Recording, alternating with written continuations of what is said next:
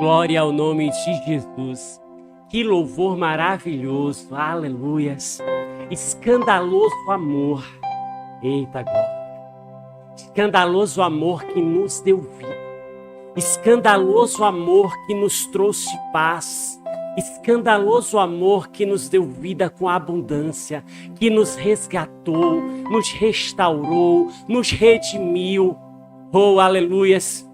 Se eu e você podemos hoje ter vida, foi por causa da morte de Jesus na cruz.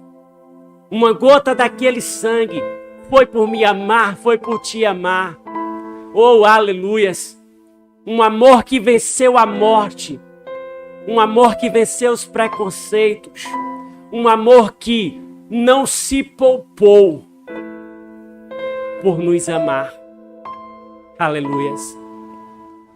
É tão engraçado porque nós costumamos ler, nós costumamos ver filmes, nós costumamos ver séries em que sempre tem um casal, em que tem grandes histórias de amor.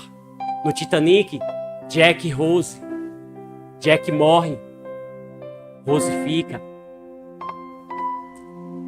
Na história, Cleópatra e Marcos Antônio. Oh, aleluias. Nós sempre focalizamos essas histórias como referenciais. Romeu e Julieta. Quem nunca ouviu essa história? Do qual o casal apaixonado, ambos se suicidam em nome do amor, porque as famílias não deixavam. Mas você já parou para pensar que um amor sobrenatural morreu para nos amar, morreu para nos dar vida, morreu para que a gente pudesse hoje estar aqui? Alguém que veio, que pregou, que multiplicou, que curou, libertou, ensinou, foi vendido por 30 moedas. Teve um de seus discípulos que o negou, mas ele não desistiu do propósito. Porque o propósito de Jesus ao vir para essa terra era nos salvar. Era para que todo aquele que nele cresce não perecesse, mas tivesse vida eterna. Quando ele está lá no Monte das Oliveiras, que ele deixa os discípulos orando, ele se afasta um pouco e vai orar e diz: Pai, se possível for, afasta esse cálice de mim, mas seja feita a tua vontade e não a minha. Ele estava dizendo: Pai, está difícil. Pai, está complicado. Mas eu tenho um propósito. A vida deles está em minhas mãos. E quando ele é preso, quando ele é colocado naquela cruz, ele poderia pedir a Deus para tirá-lo, mas não pediu. Ele poderia ter desistido, mas não desistiu. Ele não desiste de mim, de você. Oh, aleluias! O texto aqui em Lucas, capítulo 23, a partir do versículo 33, vai dizer assim: Quando chegaram ao lugar chamado Caveira, ali o crucificaram, ele e também os criminosos, um à sua direita e outro à sua esquerda. Oh, aleluias! Ele foi sentenciado pelos meus pecados, pelos seus pecados, pelas minhas transgressões, pelas suas transgressões. Aleluias! Jesus, porém, dizia: Pai, perdoa-lhes, pois não sabem o que fazem. Então repartiram entre eles as roupas dele, tirando sorte sobre elas. Ou seja, mesmo em dor, mesmo tendo sido chicoteado, mesmo preso em uma cruz, mesmo sendo chacoteado, o Senhor disse: Pai, perdoa-lhes. Que amor é esse? Que até no sofrimento, consegue expressar amor, que até no sofrimento consegue amar a quem o negou, amar a quem o traiu, amar a quem não quer nada com ele. Que amor é esse? É um amor inigualável. É um escandaloso amor. Aquele amor que diz, independente do outro, eu amo e vou fazer. Independente do outro, eu vou cumprir o meu propósito, que é salvar. E o versículo vai dizer assim: e o povo estava ali olhando, e as autoridades o ridicularizavam, dizendo, salvou os outros, então salve a si mesmo, se és do Cristo, o escolhido de Deus. Além de estar preso, além de estar sendo ridicularizado, ainda estava escutando gracinhas. Mas ei, deixa eu te dizer, as gracinhas não podem apagar o teu chamado. As gracinhas não podem te afastar daquilo que Deus te chamou. Jesus tinha um propósito, era se entregar, e ele se entregou. Era permanecer firme até o último suspiro, e ele permaneceu. Então por que você, qualquer coisinha, quer deixar Jesus? Então por que você, por qualquer coisinha, já olha para o céu e diz que Jesus não te ama? Ele já aprovou o amor dele por você. Mostre o seu amor por ele. Aleluias.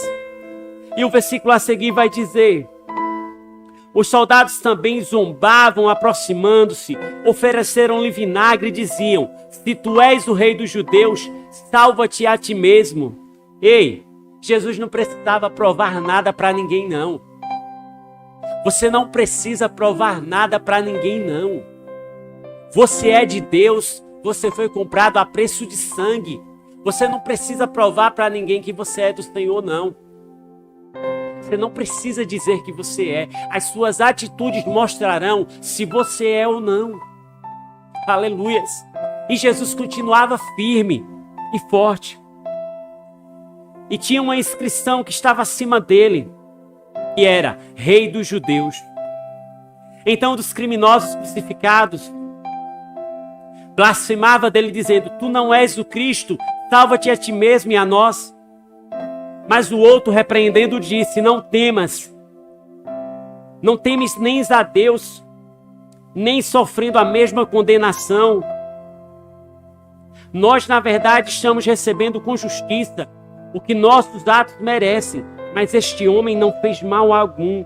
Eita glória! Até na cruz tinha propósito. Além de nos salvar por uma gota do sangue dele, pela gota do sangue de Jesus, através da cruz nós fomos salvos. Mas além disso, um dos ladrões que estavam lá, era propósito de Deus ser salvo ali, mediante todos. Eita glória! Entenda que até no sofrimento, Deus está nos ensinando. Até no sofrimento, Deus está nos lapidando. Até nos momentos difíceis, Deus está manifestando a sua glória. Quem diria que do alto daquelas cruzes, alguém ia se render aos pés de Jesus? Oh, aleluia! Enquanto um blasfemava contra Jesus, o outro dizia, homem, nós estamos aqui porque nós merecemos, mas este é filho de Deus. Eita glória! E ele diz, Senhor, lembra-te de mim quando entrares no teu reino. Ele estava dizendo, Senhor, eu reconheço que tu és, eu reconheço que tu podes, eu reconheço que tu faz. Eita glória! Só que eu acho mais interessante, sabe o que é? Na cruz, Jesus não estava multiplicando o pão na cruz. Jesus não estava expulsando demônios na cruz. Jesus não estava ressuscitando ninguém na cruz. Mas os atos de Jesus anteriormente mostravam quem ele era. Eita glória! Os teus atos precisam mostrar quem tu és. Jesus não precisou lá pregar, não. Mas o homem reconhece que Jesus é filho de Deus. e se arrepende. E há arrependimento naquele local. E Jesus diz, olha, ainda hoje estarás comigo no paraíso. Jesus estava dizendo, homem, hoje a salvação está chegando para ti. Oh, aleluias! Entenda que até nos momentos difíceis, Deus está trabalhando ao nosso favor e a favor do reino. Então permanece firme. E o versículo a seguir vai dizer assim. E Jesus respondeu, 43. Em verdade te digo que hoje estarás comigo no paraíso. Já era quase a hora sexta, e houve treva em toda a terra, até a hora nona. Pois o sol havia se escurecido, o véu do santuário se rasgou ao meio, de cima a baixo. Eita glória! Deixa eu te dizer uma coisa. O véu não se rasgou de baixo para cima, não. O véu se rasgou de cima. Eita glória! Sabe por quê? Porque o véu, ele foi tecido, ele foi colocado, ele foi começado a ser colocado primeiro do alto a baixo. A vinda de Jesus, Jesus não era da terra, Jesus era do céu. Jesus, ele veio de cima, por isso que o véu se rasga de cima a baixo, mostrando que quando nós estamos em Deus e Deus está em nós, o negócio não começa de baixo não, o negócio começa de cima. O trabalhar de Deus na minha e na tua vida, quando a gente está na presença, não começa de baixo não, é de cima, é do alto. E a Bíblia diz que o véu se rasgou de cima a baixo. Era o Senhor dizendo, eu estou movendo os tempos, eu estou rasgando de cima a baixo, eu estou movimentando para dar vitória. Eita glórias! E o versículo vai dizer assim, então exclamando em alta voz, Jesus disse, Pai, nas tuas mãos entrego o meu espírito. E dizendo isso, expirou ou morreu. Deixa eu te dizer uma coisa. Jesus se entregou. Certo? Jesus se entregou. Ele não foi pego. Jesus se entregou. Ele próprio se entregou. Ele próprio se doou. Por amor a nós. João 3,16 diz, porque Deus amou o mundo de uma tal maneira que deu o seu Filho unigênito para que todo aquele que nele crê não pereça, mas tenha vida eterna. Oh, aleluias! Todo aquele que nele crê, aleluias! Aquela morte na cruz foi para todo aquele que nele crê. Você precisa crer, você precisa se entregar, você precisa confiar. Aleluias! Sabendo que quando você está na presença, as coisas não giram de baixo para cima não, é de cima para baixo. Oh, aleluias, porque agora você tem dono, agora você tem o Senhor que comanda a sua vida. E o texto vai dizer que, quando o centurião viu o que havia acontecido, glorificou a Deus dizendo, é verdade que este homem era justo, e toda a multidão que havia presenciado isto, vendo o que acontecera, retirou-se lamentando profundamente. Entretanto, todos os conhecidos de Jesus, mulheres que haviam seguido desde a Galileia, viram tudo isso de longe. Ei, o nosso Deus, ele não deixa nada encoberto, não. O nosso Deus, o escandaloso amor é explícito. Ele mostra, ele revela, ele mostra. E o interessante é que antes, o pessoal escolheu Barrabás e não Jesus. Mas era propósito. Mas era propósito porque o Filho do Homem precisava se entregar. O Filho do Homem precisava ser morto na cruz. O Filho do Homem precisava morrer para que aquilo que foi perdido no Éden fosse reconstituído na cruz. A aliança entre Deus e os homens precisava ser reconstruída, e ela só seria reconstruída através de Jesus.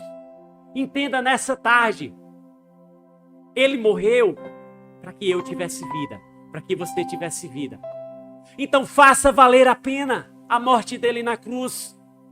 Viva intensamente o Evangelho. Pregue intensamente o Evangelho. Respire intensamente o Evangelho. A palavra diz, não vivo mais eu, mas Cristo vive em mim. Se Cristo vive em mim, se Cristo vive em você, as nossas atitudes precisam ser diferentes. O nosso amor tem que girar em torno do escandaloso amor que Jesus nos mostrou. Todos os que eu citei no início dessa ministração morreram. Nenhum ressuscitou. Mas o escandaloso amor que provou o seu amor na cruz, ele ressuscitou ao terceiro dia por mim e por você. Então faça valer a pena esse escandaloso amor. Faça valer a pena os dias que você tem na presença. Faça valer a pena tudo aquilo que o Senhor te entregou. Porque uma gota daquele sangue foi por você.